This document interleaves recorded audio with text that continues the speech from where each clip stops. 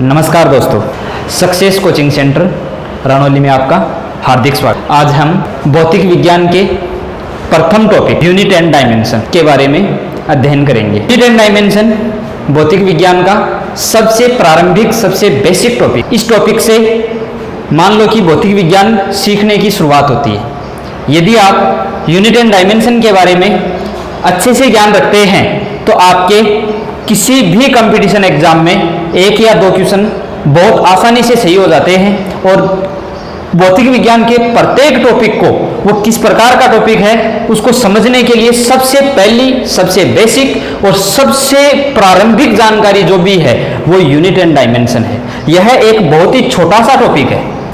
Unit and dimension क्या है? एक बहुत ही छोटा सा टॉपिक है, लेकिन ये भौतिक विज्ञान में अपना बहुत बड़ा और मेजर रोल अदा करता है। यूनिट एंड डायमेंशन, जिसको हम हिंदी में इकाई तथा विमा कहते हैं।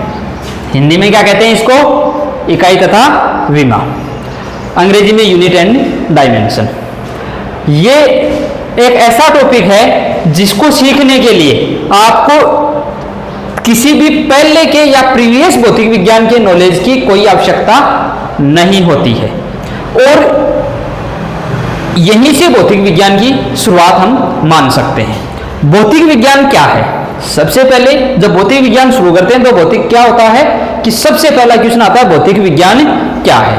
तो भौतिक विज्ञान क्या है? अपने भौतिक वातावरण में, अपने भौतिक वातावरण में मतलब अपनी दैनिक दिनचर्या में, अर्थात अपने आसपास, अपने चारों तरफ हम दिन भर क्या देखते रहते हैं उन सभी के बारे में जो अध्ययन करते हैं, अर्थात वो सब क्यों हो रहा है, कैसे हो रहा है, इन सब का जो हम अध्ययन करते हैं उसी को हम क्या कहते हैं? भौतिक विज्ञान कहते हैं। वह विज्ञान जो अपने भौतिक वातावरण में, अपनी दैनिक दिनचर्या में, अपने आसपास के वातावरण में जो कुछ भी हो रहा है उसके बारे में अध्ययन करवाती है, या फिर जिस विज्ञान में उसके बारे में अध्ययन करते हैं वो विज्ञान क्या कहलाती है?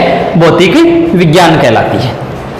ठीक है। अब भौतिक विज्ञान में हम किसका अध्ययन करेंगे? जो आसपास के वातावरण में हो रहा है। भौतिक विज्ञान एक प्रकार से मैथमेटिकल सब्जेक्ट है कि भौतिक विज्ञान में जैसे हम हिंदी और अंग्रेजी में कहावतें पढ़ते हैं, वैसे भौतिक विज्ञान में भी एक बहुत अच्छी कहावत प्रचलित है। भौतिक विज्ञान में भी एक बहुत अच्छी कहावत प्रचलित है। कहावत क्या है? Mathematics is the language of physics. जो गणित है वो फिजिक्स की भाषा है, अर्थात गणित है उसको, वो क्या है? फिजिक्स की भाषा है। अर्थात हम फिजिक्स को पढ़ने के लिए हमें सबसे पहले क्या सीखना होता है? उसकी भाषा। कोई भी सब्जेक्ट पढ़ेंगे तो सबसे पहले हमें क्या आनी चाहिए? भाषा आनी चाहिए। यदि हिंदी नहीं आएगी तो हम विज्ञान नहीं पढ़ सकते, सामाजिक नहीं पढ़ सकते। वैसे यदि हमें गणित थोड़ी नहीं आएगी तो हम भौतिक विज्ञान नहीं पढ़ सकते। अर्थात गणित का बेसिक ज्ञान होना जरूरी है, तब हम भौतिक विज्ञान की शुरुआत करते हैं। जैसे जोड़, बाकी, गुणा, भाग, ये चार मूलभूत जो गणित की संक्रियाएं हैं उनका ज्ञान होना जरूरी है। उसके बाद में हम यदि इकाई और विमा की बात करें, इकाई और विमा की बात करें तो ये वो राशियां होती है, ये वो थिंग्स होती है भौतिक विज्ञान में जिससे हम भौतिक विज्ञान की राशियों को नापते, मापते तथा दर्शाते हैं। तो इनको पढ़ने के लिए सबसे पहली चीज है राशि। क्या है? सबसे पहली चीज है राशि। तो राशि क्या होती है? सबसे पहली चीज क्या है? राशि। और राशि क्या होती है? वे सभी थिंग्स जिनको हम मैथमेटिकली प्रूव कर सकें या फिर जिनको हम संख्यात्मक रूप से प्रदर्शित कर सकें, वो सब क्या है? राशियां हैं। जैसे गति, तो गति को हम राशि में दर्शा सकते हैं। जैसे 5 किलोमीटर प्रति सेकंड है या फिर 10 किलोमीटर प्रति सेकंड है। क्या है? वो सभी भौतिक थिंग्स जिनको हम संख्यात्मक रूप में व्यक्त कर सकते हैं। जैसे वेग है, तो वेग क्या है? जैसे 5 किलोमीटर प्रति सेकंड, 10 मीटर प्रति सेकंड, 100 किलोमीटर प्रति सेकंड, ऐसे संख्यात्मक रूप में व्यक्त कर सकते हैं। भार, तो भार को भी हम क्या कर सकते हैं? संख्यात्मक रूप में व्यक्त कर सकते हैं। जैसे 5 किलोग्राम, 100 किलोग्राम या फिर चाहे और कोई किलोग्राम, कितना भी वेट है। या फिर तापमान, जैसे 30 डिग्री सेंटीग्रेड, 35 डिग्री सेंटीग्रेड, ऐसे हम संख्यात्मक रूप में व्यक्त कर सकते हैं। और भी बहुत सारी भौतिक राशियां होती है, जैसे धारा 1 एम्पियर, 5 एम्पियर, 10 एम्पियर, मोल, 1 मोल, 5 मोल, 10 मोल, जिसमें हम रसायन विज्ञान की राशियों को मापते हैं तो क्या हो गई, मोल, लंबाई, चौड़ाई आदि ये सब क्या है, भौतिक राशियां हैं। आदि ये सब क्या है, भौतिक राशियां। अब यदि भौतिक राशियां हैं तो फिर क्या राशि, सभी राशियां एक प्रकार की होती है? नहीं, सभी राशियां एक प्रकार की नहीं होती है। भौतिक विज्ञान के परिदृश्य में हम राशियों को दो भागों में विभाजित करते हैं। भौतिक विज्ञान के परिदृश्य में हम राशियों को दो भागों में विभाजित करते हैं। पहली है सदिश राशियां, पहली क्या है, सदिश राशियां, और दूसरी क्या है, अदिश। पहली सदिश राशियां हैं और दूसरी है अदिश। सदिश का मतलब तो वो होता है जिस राशि को दर्शाने के लिए, यदि किसी राशि को दर्शाने के लिए कम से कम तीन चीजों जैसे परिमाण, इकाई तथा दिशा की आवश्यकता हो। तो सदिश राशियां क्या होती है, उनको दर्शाने के लिए कम से कम कितनी राशियों की आवश्यकता होती है, तीन की। कौन कौन सी, परिमाण, इकाई तथा दिशा। और अदिश राशियां कौन सी होती है, जिनको दर्शाने के लिए हमें केवल दो राशियों की आवश्यकता होती है। कौन सी, पहली तो परिमाण और दूसरी इकाई। इसको दर्शाने के लिए किसकी आवश्यकता नहीं होती है, दिशा की आवश्यकता नहीं होती है। इसको दर्शाने के लिए दिशा की आवश्यकता होती है। ठीक है, तो भौतिक राशियां मूल रूप से कितने प्रकार की होती है, दो। पहली सदिश, दूसरी अदिश। सदिश कौन सी होती है, जिनको दर्शाने के लिए परिमाण, इकाई और दिशा की आवश्यकता होती है। अदिश कौन सी होती है, जिनको दर्शाने के लिए परिमाण और इकाई की आवश्यकता होती है। ठीक है, तो ये दो प्रकार की भौतिक राशियां होती। अब इकाई और परिमाण के परिदृश्य में देखें तो भौतिक राशियां दो प्रकार की भौतिक राशियों में विभाजित होती है। वो तो दिशा के आधार पर थी, अब होती है इकाई और विमा के आधार पर। इकाई और विमा के आधार पर दो प्रकार की होती है। कौन कौन सी, सात तो होती है मूल, सात राशियां क्या होती हैं, मूलभूत, और दो होती हैं पूरक। सात तो होती है मूलभूत और दो होती है पूरक। ये क्वेश्चन कई बार कंपटीशन परीक्षाओं में पूछा गया है कि मूलभूत राशियों की संख्या कितनी है। तो मूलभूत राशियों की संख्या कितनी है, 7, और पूरक राशियों की संख्या कितनी है, 2। अब मूलभूत राशियों में 7 में है कौन कौन, कौन है 7 में, पहली लंबाई, मतलब किसी भी राशि की लंबाई नापते हैं तो वो क्या है, मूलभूत राशि है। अब लंबाई का मतलब चाहे सड़क की लंबाई हो, चाहे से किसी भवन की लंबाई हो, चाहे से किसी व्यक्ति की लंबाई हो। अब क्या है, ऊंचाई है, तो यदि इसी को लंबाई को हम ऐसे, ये लाइन है, इसको ऐसे करके नापेंगे तो ये क्या हो जाएगी, जैसे बोर्ड है, इसको वहां से वहां तक नापेंगे तो वो क्या हो जाएगी, बोर्ड की लंबाई। और यदि इस भुजा की लंबाई को नापेंगे हम, बोलने को तो इसमें इसको ऊंचाई बोल देंगे, बोलने के तो इस भुजा को क्या बोल देंगे, ऊंचाई बोल देंगे, लेकिन ये भी एक प्रकार की क्या है, लंबाई है। इस कनौर की तो लंबाई है, ये इस कनौर की लंबाई। यदि रूम की देखें तो वैसे लंबाई, चौड़ाई और ऊंचाई 3 होती है, लेकिन भौतिक विज्ञान की इकाई तथा विमा के टोपी के हिसाब से वो एक ही राशि है। यदि इस भुजा की लंबाई को देखें तो लंबाई, इसकी इस भुजा की लंबाई को देखें तो लंबाई, और इसको देखें तो लंबाई। तो ऊंचाई, लंबाई, चौड़ाई ये सभी की सभी राशियां क्या किस में आ जाती हैं, लंबाई में ही आ जाती है। तो पहली राशि क्या हो गई, लंबाई। दूसरी होती है द्रव्यमान, दूसरी क्या होती है, द्रव्यमान। तीसरी होती है विद्युत धारा। चौथी होती है तापमान। लंबाई, द्रव्यमान, विद्युत धारा। चौथी होती है उद्दीपन या प्रदीपन की तीव्रता। छठी होती है परिमाण। अब सातवीं कौन सी होती है, सातवीं कौन सी है, सातवीं कौन सी है, समय।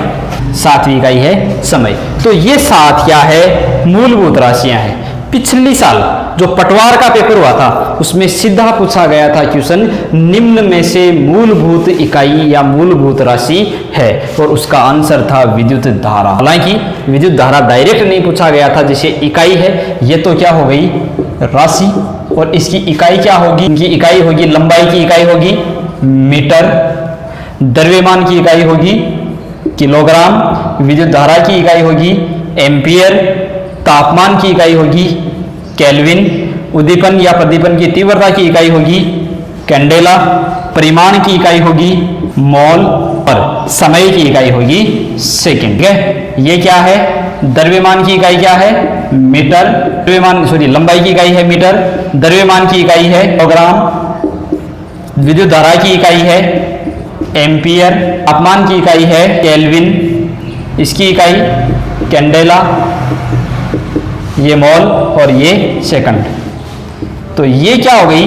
7 मूलभूत राशियां हो गई। तो उसमें एक तो दिया गया था क्वेश्चन में कि निम्न में से मूलभूत इकाई है, उसमें एक तो दिया गया था एम्पियर और 3 अन्य कोई राशियां थी, तो उसका आंसर क्या हो जाता? एम्पियर। तो मूलभूत राशियां कितनी है? 7। कौन कौन सी? लंबाई, द्रव्यमान, विद्युत धारा, तापमान, प्रदीपन या उद्दीपन की तीव्रता, परिमाण और समय। लंबाई सब लोग जानते हैं, द्रव्यमान भारी है एक प्रकार से, यदि इसको गुरुत्वीय त्वरण से गुणा कर दिया जाए तो क्या हो जाता है? भार, W बराबर mg। जो m होता है वो क्या होता है? द्रव्यमान। विद्युत धारा सब लोग जानते हैं, तापमान सब लोग जानते हैं, उद्दीपन या प्रदीपन की तीव्रता क्या होती है? ये होती है सूर्य के प्रकाश या किसी भी लाइट के प्रकाश की तीव्रता। हम कहते हैं ना आज तो लाइट बहुत तेज है, तो वो तेज क्या है? वो तेज उसकी तीव्रता है, वो तीव्र है, तेज है। मतलब लाइट कितनी तेज है? कोई टॉर्च है अपनी आंखों में डालते हैं तो हम कहते हैं ना बहुत तेज टॉर्च है, इसी लाइट बहुत तेज, आंखें नहीं खुल रही, तो वो उसकी तेज है ना, वो तीव्रता है। और उसी की इकाई क्या होती है? कैंडेला होती है। परिमाण क्या है? बहुत छोटी राशियां, जैसे रसायन विज्ञान में बहुत केमिकल जब उपयोग करते हैं तो बहुत कम मात्रा में करते हैं, तो उनको मापने का जो है वो क्या है? परिमाण। उनको किस में मापते हैं? मोल में। और समय की इकाई क्या है? सेकंड। समय की सबसे छोटी इकाई मान लो, तो ऐसे समय की मूलभूत इकाई मान लो, ये क्या है? सेकंड है। समय की इकाई क्या है? सेकंड। अब 2 इकाइयां हैं पूरक इकाइयां। 2 क्या है? पूरक इकाइयां। पहली तो है कोण। पूरक इकाइयों में सबसे पहले क्या है? कोण। और 2 नंबर पर क्या है? ठोस कोण। 1 नंबर पर कोण और 2 नंबर पर ठोस कोण। तो कोण और ठोस कोण जानते हैं क्या होते हैं? कोण तो क्या होता है कि जब 2 किरणें किसी भी बिंदु पर काटती है तो उस बिंदु पर दोनों किरणों के मध्य बनी आकृति क्या कहलाती है?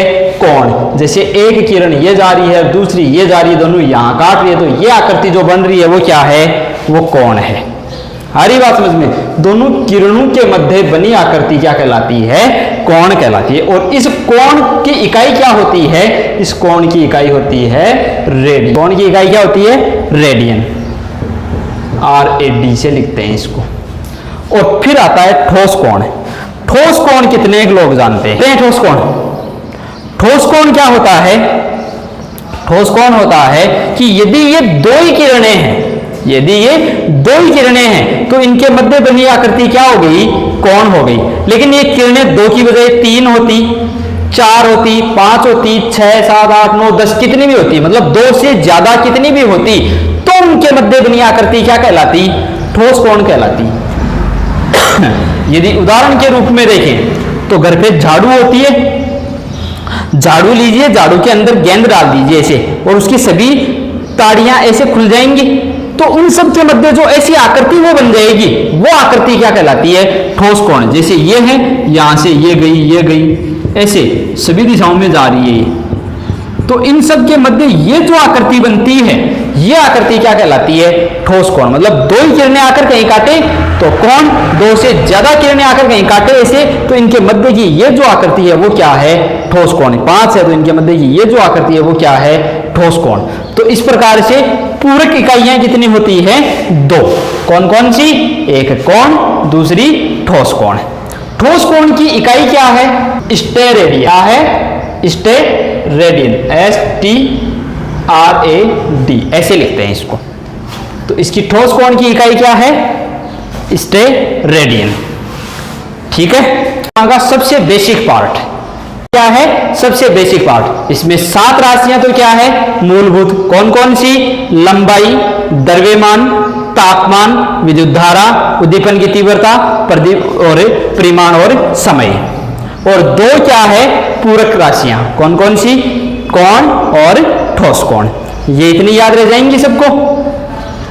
इसके बाद में ये तो क्या है, मूलभूत।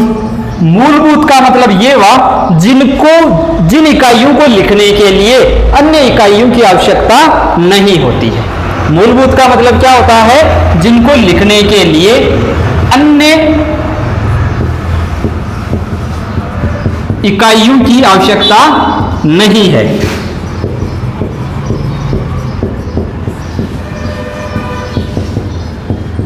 तो वो क्या हो जाएंगी, मूलभूत इकाइयां। एक प्रकार से जैसे हम हिंदी पढ़ते हैं तो हिंदी में दो चीज होती है, स्वर और व्यंजन। दो चीज होती है, स्वर और व्यंजन। तो स्वर तो वो होते हैं जो अपने आप में स्वतंत्र होते हैं, जिनको बोलने और लिखने के लिए अन्य कोई भी वर्ण की आवश्यकता नहीं होती है, तो वो हो जाते हैं स्वर। और व्यंजन वो होते हैं जिनको बोलने और लिखने के लिए अन्य व्यंजनों, अन्य वर्णों जैसे स्वरों की आवश्यकता होती है, तो वो क्या होते हैं, व्यंजन। तो वैसे ही जिनको बोलने और लिखने के लिए अन्य इकाइयों की आवश्यकता नहीं होती है, ये एक प्रकार से भौतिक विज्ञान के क्या हैं, स्वर हैं। ये क्या है, भौतिक विज्ञान के स्वर है। और ये भौतिक विज्ञान की क्या है, वर्णमाला है। ठीक है। और ये दो इकाइयां हैं, पूरक इकाइयां। तो ये इकाइयां पूरक इकाई होने का कारण क्या है, इन इकाइयों के पूरक इकाई होने का कारण यह है कि इन 7 इकाइयों की तो क्या होती है, विमा होती है। इन इकाइयों की क्या होती है, विमा होती है। और इन इकाइयों की विमा नहीं होती है। आ रही बात समझ में, इनकी एक विमा होती है, इनकी विमा नहीं होती है। तो पूरक और मूलभूत में अंतर समझ में आया। जिन इकाइयों की विमा होती है वो तो मूलभूत, जिन इकाइयों की विमा नहीं होती है पूरक। जिनको बोलने और लिखने के लिए अन्य इकाइयों की आवश्यकता नहीं है वो क्या है, मूलभूत। आ रही बात समझ में। अब इसके बाद में आती है व्युत्पन्न इकाइयां। तो ये पूरक और मूलभूत समझ में आ गई। मूलभूत जिनको बोलने और लिखने के लिए अन्य की आवश्यकता नहीं होती है, जिनकी विमा भी होती है। और पूरक जिनको बोलने और लिखने के लिए अन्य इकाइयों की आवश्यकता तो नहीं होती है, लेकिन इनकी विमा नहीं होती है। विमा नहीं होने के कारण ये क्या है, पूरक हैं। तो हमने मूलभूत और पूरक इकाइयां पढ़ ली। अब हम देखते हैं व्युत्पन्न इकाइयां। तो मूलभूत इकाइयां वो होती है जिनको बोलने और लिखने के लिए अन्य इकाइयों की आवश्यकता नहीं होती है, अर्थात वो भौतिक विज्ञान के स्वर होते हैं। और व्युत्पन्न इकाइयां वे होती हैं जिनको बोलने और लिखने के लिए मूलभूत इकाइयों की आवश्यकता होती है, अर्थात ये क्या है, भौतिक विज्ञान के व्यंजन। मतलब जिनको लिखने के लिए मूलभूत इकाइयों की आवश्यकता होती है। अर्थात हम कह सकते हैं कि जिन भौतिक इकाइयों, भौतिक राशियों को लिखने के लिए, जिन भौतिक राशियों की इकाइयों को लिखने के लिए हमें मूलभूत इकाइयों की आवश्यकता होती है, वो क्या कहलाती हैं, व्युत्पन्न इकाइयां कहलाती हैं। जैसे एक नंबर पर बात करें हम किसकी, क्षेत्रफल की। क्षेत्रफल की तो क्षेत्रफल का सूत्र क्या होता है, क्षेत्रफल का सूत्र क्या होता है, लंबाई गुणा चौड़ाई। अभी अभी हमने मूलभूत इकाइयां देखी थी। मूलभूत इकाइयों में लंबाई की इकाई क्या होती है, मीटर। और मैंने बताया था आपको चौड़ाई भी एक प्रकार से क्या है, लंबाई है। आयत के यदि छोटी भुजाई की लंबाई की बात करें तो उसको हम क्या कहते हैं, चौड़ाई। छोटी भुजाई की लंबाई को क्या कहते हैं, चौड़ाई। तो हम क्या कह सकते हैं, चौड़ाई भी क्या है, लंबाई है। अतः इसकी भी इकाई क्या हो जाएगी, मीटर। तो क्षेत्रफल की इकाई क्या हो गई, मीटर स्क्वायर। क्षेत्रफल की इकाई क्या हो गई, मीटर। क्षेत्रफल की इकाई क्या हो गई, मीटर स्क्वायर। इसी प्रकार से 2 नंबर हम लेते हैं आयतन। आयतन का सूत्र क्या होता है, लंबाई गुणा चौड़ाई गुणा ऊंचाई। तो लंबाई की इकाई क्या है, मूलभूत इकाइयों से मीटर। चौड़ाई की इकाई क्या है, चौड़ाई छोटी भुजाई की लंबाई है, तो क्या हो जाएगी इकाई, मीटर। और जो खड़ी भुजा है उसकी लंबाई को हम क्या कहते हैं, ऊंचाई। तो खड़ी भुजाई की लंबाई मतलब ये भी क्या है, मीटर। इस प्रकार से मीटर गुणा मीटर गुणा मीटर। तो अपने पास आयतन की इकाई क्या आ जाएगी? Metre cube. तो देखो क्षेत्रफल की इकाई किसकी सहायता से बनी? मूलभूत इकाइयों की सहायता से। आयतन की इकाई किसकी सहायता से बनी? मूलभूत इकाइयों की सहायता से। अतः ये दोनों ही कैसी राशियां हैं? व्युत्पन्न राशियां हैं या व्युत्पन्न इकाइयां हैं। 3 नंबर की बात करें, 3 नंबर जैसे हम बात करें वेग की, वेग या फिर चाल, वेग या चाल की बात करें तो इनका सूत्र क्या होता है? चाल बराबर दूरी बट्टा समय, वेग बराबर विस्थापन बट्टा समय। तो क्या होता है इनका सूत्र? दूरी बट्टा समय। क्या हो जाएगी इकाई? दूरी की इकाई क्या होगी? मीटर। दूरी क्या होती है? रास्ते की लंबाई को क्या कहते हैं? दूरी कहते हैं। रास्ते की लंबाई को क्या कहते हैं? दूरी। दूरी क्या होती है? रास्ते की लंबाई। रास्ते की लंबाई क्या कहलाती है? दूरी। तो इसकी इकाई क्या हो जाएगी? मीटर। समय की इकाई हमने मूलभूत राशियों में देख ली थी, क्या होती है समय की इकाई? सेकंड। अतः इसकी इकाई क्या हो गई? वेग या चाल की मीटर प्रति सेकंड। जब भी आप तो एक बात अच्छे से याद कर लें कि बट्टा को इकाई लिखते समय बट्टा नहीं बोलेंगे, प्रति बोलेंगे। बट्टा को इकाई लिखते समय क्या बोलेंगे? प्रति। तो इसका मतलब इसकी इकाई क्या हो गई? वेग या चाल की मीटर प्रति सेकंड। ऐसे भी लिख देते हैं इसको, मीटर प्रति सेकंड। या फिर यदि बट्टा वाली राशि को बट्टा से ऊपर लेकर आए तो उसके घात का चिन्ह बदल जाता है। घात का क्या हो जाता है? चिन्ह बदल जाता है। तो इसको ऐसे भी लिखा जा सकता है। मीटर तो पहले से ही बट्टा से ऊपर था, तो मीटर तो ऐसे कैसे आ गया? इसको बट्टा के ऊपर ले आएंगे तो फिर बट्टा का कोई अर्थ नहीं रह जाएगा। तो क्या हो जाएगा? मीटर और सेकंड की घात -1। यहां सेकंड की घात कितनी है? 1। यदि कोई भी घात नहीं लिखी हुई तो कितनी मानी जाएगी? 1 मानी जाएगी।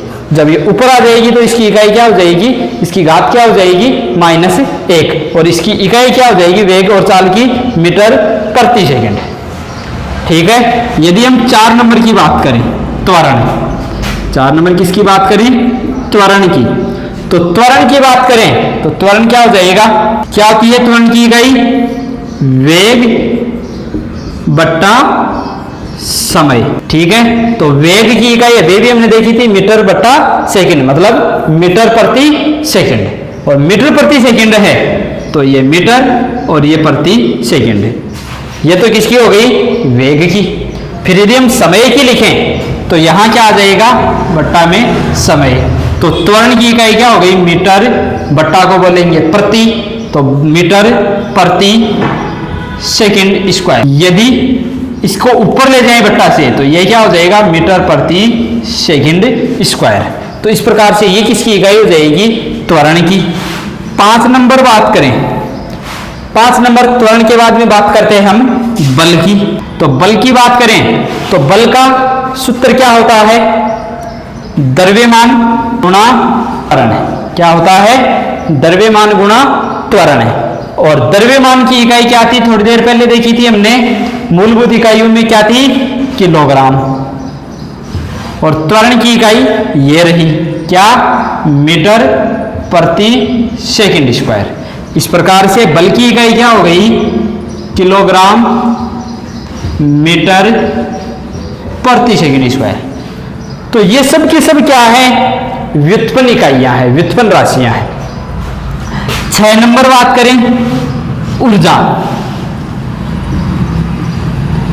ऊर्जा और कार्य की इकाई विमा क्या होती है? समान होती है। तो ये क्या होती है?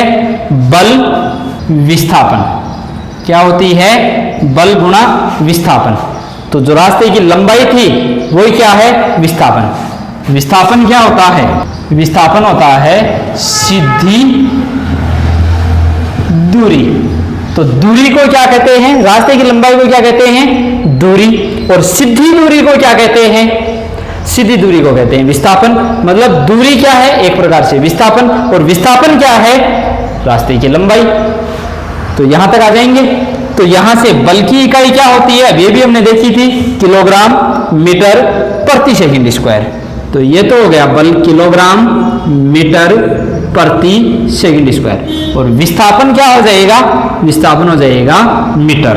तो इस प्रकार से कार्य या ऊर्जा की इकाई क्या हो जाएगी, किलोग्राम मीटर गुणा मीटर, मीटर स्क्वायर बट्टा सेकंड स्क्वायर। तो इस प्रकार से हम जो मूलभूत राशियों की सहायता से, इस प्रकार हम जो मूलभूत राशियों की सहायता से इकाई तथा विमा प्राप्त करते हैं, तो उनको क्या कहते हैं, व्युत्पन्न इकाइयां कहते हैं। और इसमें देख लीजिए किलोग्राम मीटर सेकंड सब की सब क्या है, मूलभूत राशियां हैं, और इनकी सहायता से हमने इनकी प्राप्त कर ली। यह संयुक्त रूप से एक हो गई, तीनों मिलकर के या पांचों मिलकर के, तो ये क्या हो जाएगी, व्युत्पन्न इकाई हो जाएगी। तो व्युत्पन्न इकाई क्या होती है, वे इकाइयां जिनको लिखने के लिए मूलभूत इकाइयों की आवश्यकता होती है, जिनको मूलभूत इकाइयों की सहायता से लिखा जाता है, तो वो क्या कहलाती हैं, व्युत्पन्न इकाइयां कहलाती हैं। अब हम विमा की बात करते हैं। अब तक हमने बात करी इकाई की, अब बात करते हैं किसकी, विमा की। इकाई की बात कर चुके, विमा की बात करते हैं, ठीक है। जैसे अभी हमने 7 मूलभूत राशियों का चार्ट बनाया था, उस चार्ट को हम दोबारा बनाते हैं। 7 मूलभूत राशियां थी, 1 2 3 4 5 6 7। राशि क्या थी, सबसे पहले लंबाई, फिर द्रव्यमान, फिर समय ले लेते हैं, फिर तापमान, फिर विद्युत धारा, फिर उद्दीपन या प्रदीपन की तीव्रता, और 7 नंबर पर ले लेते हैं परिमाण। फिर राशियों की इकाई लिखी थी हमने, याद होंगी सभी को अभी, जो 5-7 मिनट पहले लिखी थी। लंबाई की मीटर, द्रव्यमान की किलोग्राम, समय की सेकंड, तापमान की केल्विन, विद्युत धारा की एम्पियर, उद्दीपन या प्रदीपन की तीव्रता की कैंडेला, और परिमाण की मोल, ठीक है। अब बात करते हैं इनकी विमा की। इतना चार्ट हम पहले बना चुके थे। विमा की बात करें तो मीटर की विमा क्या होती है, कैपिटल एल। किलोग्राम की विमा क्या होती है, कैपिटल एम। समय सेकंड की विमा क्या होती है, कैपिटल टी। और तापमान की विमा क्या होती है, इसको केल्विन से ही लिखते हैं, इसको एम्पियर को कैपिटल ए से ही लिखते हैं, कैंडेला को सीडी से ही लिखते हैं, और मोल को मोल से ही लिखते हैं। अर्थात हमें याद रखनी है ये 3 एल एम टी। पुराने जमाने में एक घड़ी आया करती थी एच एम टी, तो वहां से एच की जगह क्या आ गया, एल, मतलब एल एम टी, ठीक है। तो ये क्या हो गई। अब विमा लिखते कैसे हैं, ये तो याद करने की चीज है। 7 मूलभूत राशियों की ये 7 विमाएं होती है। द्रव्यमान लंबाई मीटर की एल, द्रव्यमान किलोग्राम की कैपिटल एम, समय सेकंड की कैपिटल टी। आगे सब इकाई और विमा समान है, तो इतना समझ में आ जाएगा सबको, इतना याद रखना है। अब हम इनकी विमा की बात करते हैं। तो विमा लिखते समय हम ऐसे लिखेंगे एम एल टी, इनमें से कौन कौन सी राशि आ रही है उन सबको लिख लेंगे, और कौन सी राशि कितनी बार आ रही है उतनी घात इस पर हम लगाएंगे। क्या बात समझ में आई कि विमा लिखते समय कौन कौन सी राशियां इनमें से आ रही हैं, उन राशियों को यहां लिख लेंगे। पहली चीज क्या लिखेंगे, यहां से जो राशि आई उसकी विमा यहां लिख लेंगे, पहली चीज हो जाएगी। दूसरी चीज, कौन सी राशि कितनी बार आई है उतनी घात इस पर लगाएंगे, ठीक है। और तीसरी चीज, इस पर बड़ा कोष्टक लगाएंगे। विमा लिखने का सबसे सही तरीका है कि हमेशा उस पर बड़ा कोष्टक लगा हुआ होना चाहिए। जैसे बात करते हैं हम क्षेत्रफल की, सबसे पहले बात किसकी करते हैं, क्षेत्रफल की। क्षेत्रफल की अभी हमने थोड़ी देर पहले इकाई देखी थी, क्या आई थी, मीटर गुणा मीटर बराबर मीटर स्क्वायर। मीटर स्क्वायर, तो इनमें से क्या आया, केवल मीटर, और कोई भी नहीं आया, केवल मीटर आया है, तो यहां लिख देते हैं हम एल। और मीटर कितनी बार आया, 2 बार, घात लगी हुई है ना, तो ये 2, और इस पर बड़ा कोष्टक, तो ये क्या हो गई, क्षेत्रफल की विमा, क्या, एल स्क्वायर। अब क्या है, इसके साथ में बाकी सबको लिखो, चाहे इसे मत लिखो, इसको ऐसे भी लिख सकते हैं हम, एम एल टी, आगे कुछ लिखते जाओ, जो नहीं आए उन पर 0 लगा दो, जो आगे उस पर 2 लगा दो, वो तो एक ही बात है।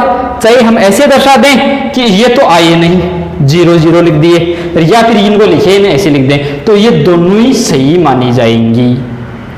आगे बात करते हैं हम किसकी, जैसे अभी अभी हमने थोड़ी देर पहले किसका सूत्र देखा था, थोड़ी देर पहले हमने सूत्र देखा था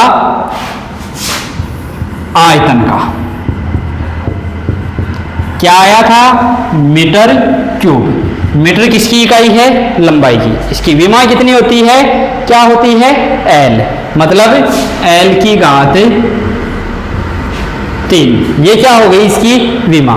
हम चाहें तो इसको ऐसे भी लिख सकते हैं, एम की घात 0, एल की घात 3, टी की घात 0। ये 0 क्या दर्शा रहा है कि ये दोनों अनुपस्थित हैं, ये इसमें थे नहीं सूत्र में। अगला उदाहरण देखते हैं, क्षेत्रफल, आयतन, आयतन के बाद में हमने देखा था वेग। वेग का इकाई क्या थी, वेग की, वेग की इकाई थी मीटर प्रति सेकंड, या हमने इसको लिखा था मीटर प्रति सेकंड। तो फिर से ये लिख लेते हैं, एम एल टी। एम का मतलब किलोग्राम, नहीं है इस सूत्र में तो 0। एल का मतलब मीटर, है इसमें 1। टी का मतलब सेकंड, है इसमें -1। तो ये क्या हो गई, वेग की इकाई। 4 नंबर, वेग के बाद में हमने क्या देखा था, त्वरण। त्वरण में क्या था अपने पास, क्या आया था त्वरण का सूत्र, मीटर प्रति सेकंड स्क्वायर। क्या आया था, मीटर प्रति सेकंड स्क्वायर। तो फिर से इसकी विमा लिखते हैं, क्या आएगी, M L T. M kilogram है इसमें, नहीं है। एल मीटर है इसमें, यस। टी सेकंड है इसमें, हाँ, इसको ऐसे भी लिख सकते थे ना। तो ये भी क्या हो गई, त्वरण की विमा। अगला उदाहरण देखते हैं, 5 नंबर, बल। बल की इकाई क्या आई थी, बल की इकाई आई थी किलोग्राम मीटर प्रति सेकंड स्क्वायर। इसको क्या लिख सकते हैं हम, किलोग्राम मीटर प्रति सेकंड स्क्वायर। फिर से विमा लिखें, M L T. M kilogram, yes. L metre, yes. T second, yes. तो ये क्या हो गई, बल की विमा हो गई। 6 नंबर देखते हैं हम, कार्य या ऊर्जा। कार्य या ऊर्जा की इकाई क्या आई थी, किलोग्राम मीटर स्क्वायर प्रति सेकंड स्क्वायर, यही आई थी। इसको क्या लिख सकते हैं हम, किलोग्राम मीटर स्क्वायर और प्रति सेकंड स्क्वायर को सेकंड की घात 2। यदि इसको विमा में बदलें तो विमा क्या हो जाएगी इसकी, सबसे पहले किलोग्राम है इसमें, है तो किसका होता है किलोग्राम, 1 मीटर। एल है 2, टी सेकंड -2। ठीक है, तो इस प्रकार से हम प्रत्येक इकाई के लिए विमा लिख सकते हैं। इस प्रकार से हम प्रत्येक इकाई के लिए विमा लिख सकते हैं। पिछली बार रीट में एक क्वेश्चन आया था, 1 न्यूटन में कितने डाइन होते हैं, 1 न्यूटन में कितने डाइन होते हैं। और ये क्वेश्चन कहां से था, इकाई तथा विमा से था। रेट 2016 में आया था, 1 न्यूटन में कितने डाइन होते हैं। ये आपके लिए आज की क्लास से एक क्वेश्चन रहेगा जिसका सॉल्यूशन हम अगली क्लास में देखेंगे। धन्यवाद।